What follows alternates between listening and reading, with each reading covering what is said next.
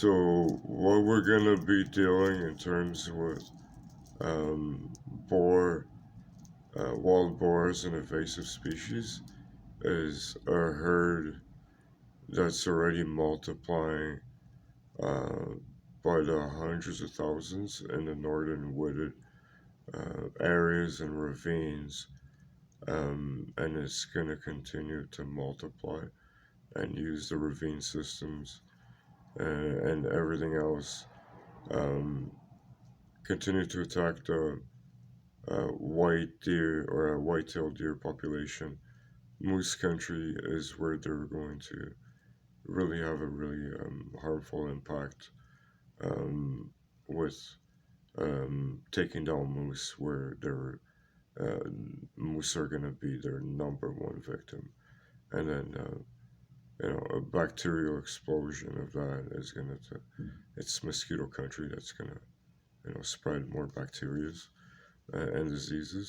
So um, and then coming south will be um, a past that forced births uh, to keep going, keep eating, and keep going, keep going.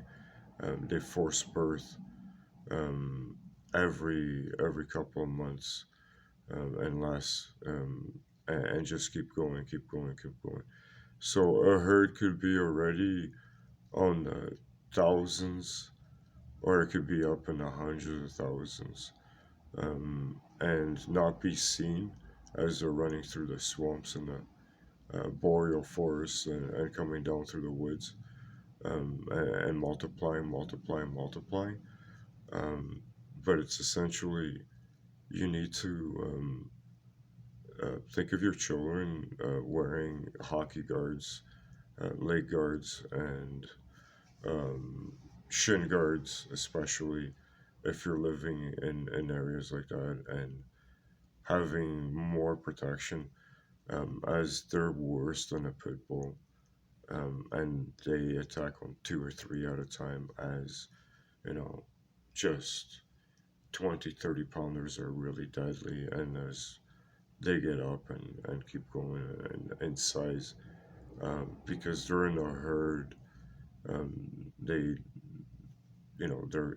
they're within communicating distance of, they're never far from communicating distance from their herd.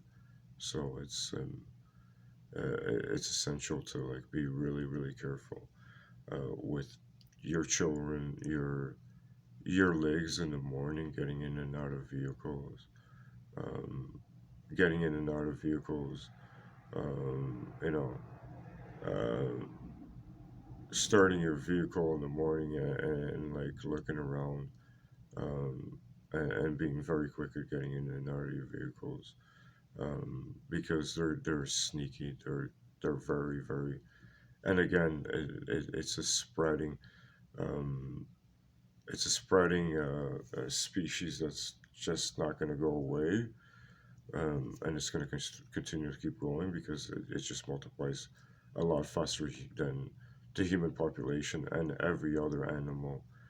It doesn't have a predator, and then as soon as they find infrastructure, such as sewers, then they don't have to get out of, like a female boar, which is cannibalistic anyways, as a cannibal, doesn't need to get out of that boar. She becomes a massive, um, just thousands of kilograms of mass, because she's a cannibal, doesn't need to leave, and just keeps on breeding and pushing pigs, and fighting piglets out. But they keep a colony going. So it doesn't need to dig out a colony boar as a boar already. Hundreds of thousands of kilometers of infrastructure in this country. So uh, children, especially, if you don't have a fence to certain ravines and all that, be mindful of your children. Be mindful of yourself in the morning. Walking through your backyards. If you hear a thump on your back door, lock yourself and call 911. Certain things like that, because 10-20 boar will rip through your door and your living room and your entire house, um, and go right for you, and it's a disgusting scene. And I'm sure there's rural families that already have gone through it, and nobody has even um, realized that those families were victims of wild boar pushing their doors down because they live in remote areas in this province.